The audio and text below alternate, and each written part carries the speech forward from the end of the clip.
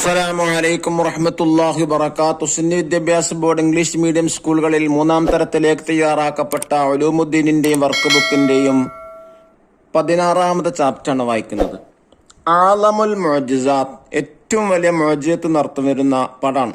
വലിയ ആളുകൾക്ക് കുട്ടികൾ പഠിപ്പിക്കാൻ വേണ്ടി തീർച്ചയായും ഉപയോഗപ്പെടുത്താം. മുത്തുനബി സല്ലല്ലാഹു അലൈഹി വസല്ലമ തങ്ങൾക്ക് അല്ലാഹു തആല ഒരുപാട് മുഅ്ജിസത്ത് നൽകിയിട്ടുണ്ട്. അതിലേറ്റവും വലിയ മുഅ്ജിസത്ത് ഖുർആനാണ്. വിശുദ്ധ ഖുർആൻ ഇന്നും ഒരു ഹർഫിന് പോലും മാറ്റമില്ലാതെ നിലനിൽക്കുകയാണ്.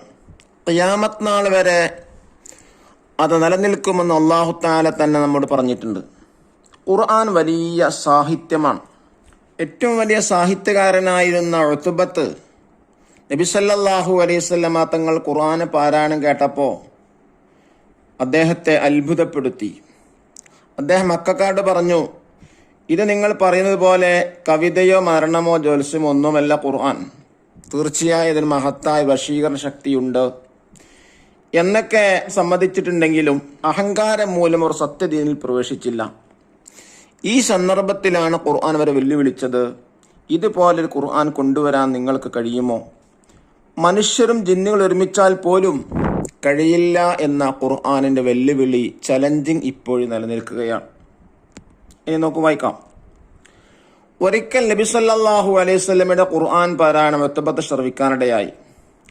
വലിയ സാഹിത്യകാരനായിരുന്നു അദ്ദേഹം. ഖുർആൻ വചനങ്ങൾ അദ്ദേഹത്തെ അത്ഭുതപ്പെടുത്തി. ഇത് നിങ്ങൾ പറയുന്നത് പോലെ കവിതയോ മരണമോ ജ്യോത്സ്യമോ ഒന്നുമല്ല. തീർച്ചയായും ഇതിന് മഹത്തായ വശീകരണ ശക്തിയുണ്ട്. അദ്ദേഹം മക്കക്കാരോട് പറഞ്ഞു. ഇസ്ലാമിനെ എതിർത്തിരുന്ന ഉത്ബക്ക് ഖുർആനിന്റെ മഹത്വം അംഗീകരിക്കാതിരിക്കാൻ കഴിഞ്ഞില്ല. വിശുദ്ധ ഖുർആൻ സാഹിത്യ മികവിന് മുമ്പിൽ അറേബ്യൻ സാഹിത്യ സാമ്രാട്ടുകൾ മുഴുവൻ മുട്ടുമടക്കി. നബി സല്ലല്ലാഹു അലൈഹി വസല്ലമയുടെ സത്യസന്ധതയും ഖുർആനിന്റെ മഹത്വവും മനസ്സിലായിട്ടും അഹങ്കാരം മൂലം അവർ സത്യദീനിൽ പ്രവേശിച്ചില്ല. ഈ സന്ദർഭത്തിൽ ഖുർആൻ അവരെ വെല്ലുവിളിച്ചു. ഇതുപോലൊരു ഖുർആൻ കൊണ്ടുവരാൻ മനുഷ്യരും ജിന്നുകൾ ഒരുമിച്ചാൽ പോലും കഴിയില്ല.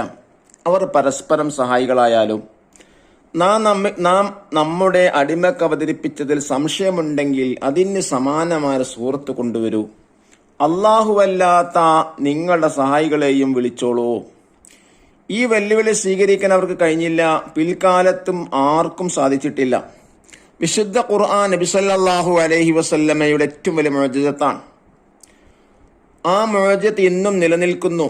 വിശുദ്ധ ഖുർആനിന്റെ അവതരണത്തോടെ മറ്റു വേദഗ്രന്ഥങ്ങളെല്ലാം പ്രാബല്യത്തില്ലാതെയായി.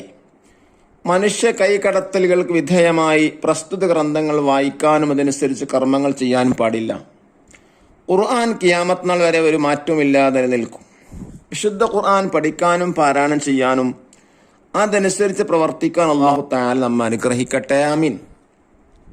ഖൈറുക്കും മൻ തഅല്ലമൽ ഖുർആന വഅല്ലമഹ്.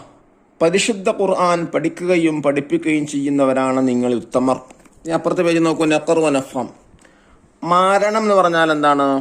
സോയിസറി, ജ്യോത്സ്യം, ആസ്ട്രോളജി, അഹങ്കാരം, ഈഗോ. സാഹിത്യ സാമ്രാട്ടുകൾ എന്ന് പറഞ്ഞാൽ പൈനീസ് ലിറ്ററേച്ചർ, വെല്ലുവിളി, ചലഞ്ച്. മുഅ്ജിസത്ത് നബിമാരിൽ നിന്നുണ്ടാകുന്ന സാധാരണ കാര്യം. തഅല്ലമ പഠിച്ചു, തല പാരായണം ചെയ്തു, സമ്രാട്ട്, രാജാവ്. അല്ലമ പഠിപ്പിച്ചു, പാരായണം, വായന അല്ലെങ്കിൽ ഓത്ത്. അമലുൻ കർമ്മം. ആമീൻ, ഞങ്ങൾ പ്രാർത്ഥന സ്വീകരിക്കണമേ. ദഫ്തർ താലിബ് നോക്കി തദ്രീബാത്തുകൾ ചെയ്യാൻ നോക്കൂ, വായിക്കുന്നു. ഫസ്റ്റ് ആക്ടിവിറ്റി എന്താണ്? നുജീബു, ഉത്തരം എഴുതാനാണ്. ചോദ്യം 1, നബി സല്ലല്ലാഹു അലൈഹി വസല്ലമയുടെ ഏറ്റവും വലിയ മുഅ്ജിസത്ത് ഏതാണ്? വിശുദ്ധ ഖുർആൻ. രണ്ടാമത്തെ ചോദ്യം, ഖുർആൻ ആർക്കാണ് ശുപാർശ ചെയ്യുക? ഖുർആൻ ഓതുന്നവർക്ക്. ചോദ്യം 3, മുസ്ലിങ്ങളിൽ ഏറ്റവും ഉത്തമർ ആരാണ്? ഖുർആൻ പഠിക്കുന്നവരും പഠിപ്പിക്കുന്നവരും. നാലാമത്തെ ചോദ്യം, ഖുർആൻ തീരെ മനഃപ്പാടമില്ലാത്തവരെ നബി സല്ലല്ലാഹു അലൈഹി വസല്ലമ എന്തിനോട് ഉപമിച്ചത്? നശിച്ച വീട് പോലെയാണ്. അഞ്ചാമത്തെ ചോദ്യം, എതിർത്തവരെ ഖുർആൻ എങ്ങനെയാണ് വെല്ലുവിളിച്ചത്? ഇതുപോലൊരു ഖുർആൻ കൊണ്ടുവരാൻ മനുഷ്യർ ജിന്നുകൾ ഒരുമിച്ചാൽ പോലും കഴിയില്ല. അവർ പരസ്പരം സഹായികളായാലും. ഇനി സെക്കൻഡ് ആക്ടിവിറ്റി ഉപയോഗിക്കുന്ന സിയാഖ്, സന്ദർഭം ഇതാനാണ്. സന്ദർഭം എന്ന് പറഞ്ഞാൽ ആര് ആരോട് എപ്പോൾ പറഞ്ഞു എന്നുള്ളത്. അതിന് വലിയ വശീകരണ ശക്തി ഉണ്ട്. ആരാണ് പറഞ്ഞത്, ആരോടാ പറഞ്ഞത്, എപ്പോൾ പറഞ്ഞു എന്നുള്ളതാണ്. ഉത്ബത്ത് ഒരിക്കൽ നബിയുടെ ഖുർആൻ പാരായണം ശ്രവിക്കാണ്ടയായി. ഖുർആൻ വചനങ്ങൾ അദ്ദേഹത്തെ അത്ഭുതപ്പെടുത്തി. ഇത് കവിതയോ മാരണമോ ഒന്നുമല്ല, അദ്ദേഹം മക്കൾക്കോട് പറഞ്ഞതാണ്. തേർഡ് ആക്ടിവിറ്റി എന്താണ്? നംലവിൽ Farah fill in the blank ആണ്. 1. ഖുർആനിന്റെ മുന്നിൽ അറേബ്യൻ സാഹിത്യ സാമ്രാട്ടുകൾ മുട്ടുമടക്കി. 2. ഖുർആൻ പോലൊന്ന് കൊണ്ടുവരാൻ മനുഷ്യരും ജിന്നുകളും ഒരുമിച്ചാൽ പോലും കഴിയില്ല. 3. ഖുർആൻ അവതരണത്തോടെ മറ്റു വേദഗ്രന്ഥങ്ങളെല്ലാം ദുർബലമായി. 4. ഖുർആൻ ഖിയാമത്ത് നാൾ വരെ ഒരു മാറ്റമില്ലാതെ നിലനിൽക്കും. ഇനി 4th ആക്ടിവിറ്റി നുഈദ് മുദക്കിറ, റൈറ്റ് എ പാരഗ്രാഫ്.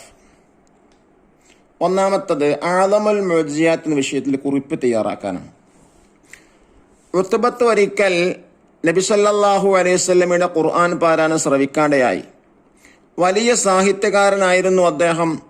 ഖുർആനിക വചനങ്ങൾ അദ്ദേഹത്തെ അത്ഭുതപ്പെടുത്തി. ഇത് നിങ്ങൾ പറയുന്നത് പോലെ കവിതയോ മാരണമോ ജ്യോത്സ്യമോ ഒന്നുമല്ല, അതിന് തീർച്ചയായും മഹത്തായ വശീകര ശക്തിയുണ്ട്. അദ്ദേഹം മക്കക്കാരോട് പറഞ്ഞു. ഇസ്ലാമിനെ എതിർത്തിരുന്ന ഉത്ബക്ക് ഖുർആന്റെ മഹത്വം അംഗീകരിക്കാതിരിക്കാൻ കഴിഞ്ഞില്ല. വിശുദ്ധ ഖുർആനിന്റെ സാഹിത്യ മികവിന് മുമ്പിൽ അറേബ്യൻ സാഹിത്യ സാമ്രാട്ടുകൾ മുഴുവൻ മുട്ടുമടക്കി. 5ാമത്തെ ആക്ടിവിറ്റി നക്തശിഫു മിനൻ നസ്സി മാനല്ലായ. ഈ ചാപ്റ്ററിൽ നിന്ന് താഴെ പറയുന്ന ആയത്തിന്റെ അർത്ഥം കണ്ടെത്താനാണ്.